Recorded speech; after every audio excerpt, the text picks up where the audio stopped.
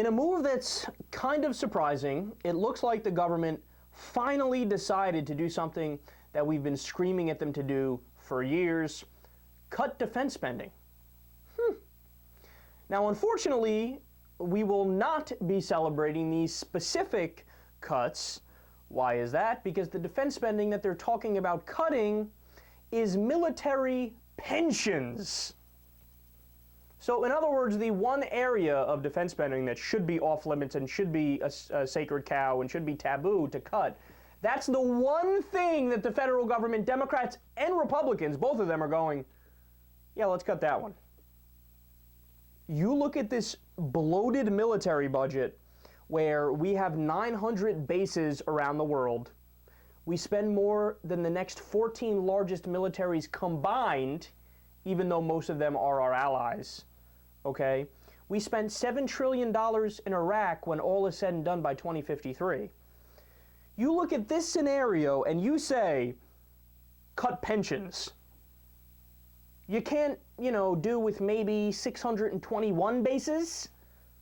417 bases? Hey, I'm of the opinion that we could probably do with less than 50 bases.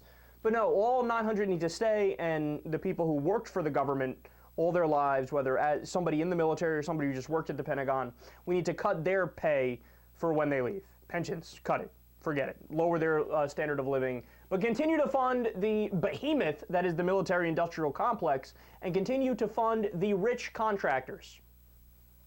How you like that for priorities? They say, quote, the Pentagon has the greatest stake in some agreement and faces a further $21 billion cut in its 2014 budget if nothing is done. There is a greater recognition, too, in Congress and among the Joint Chiefs that it must come to terms with personnel-related costs, which are eating up more and more of what money remains.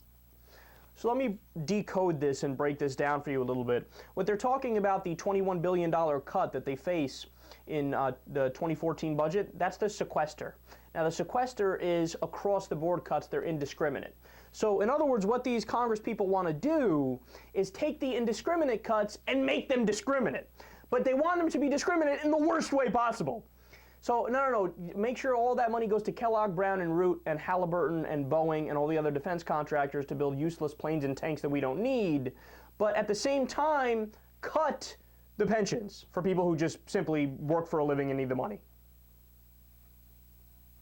They explain President Obama is even on board with about $20 billion in cuts to pensions.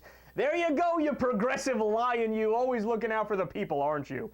Now, think about this. This news comes right behind stories that we covered where, number one, the Pentagon decided to literally leave billions of dollars of equipment just sitting in Afghanistan.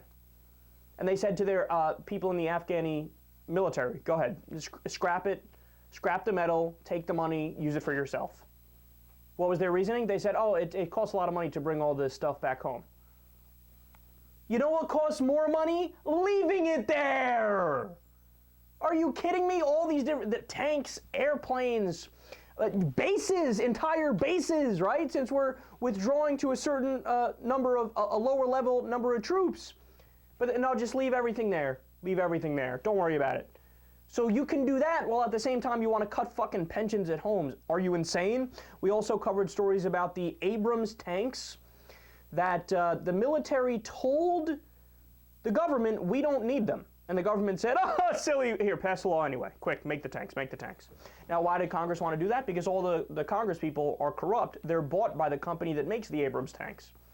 So even though they don't need them, the military doesn't need them, the government's like, pass it anyway, pass the law anyway. And another story, the same thing happened with planes.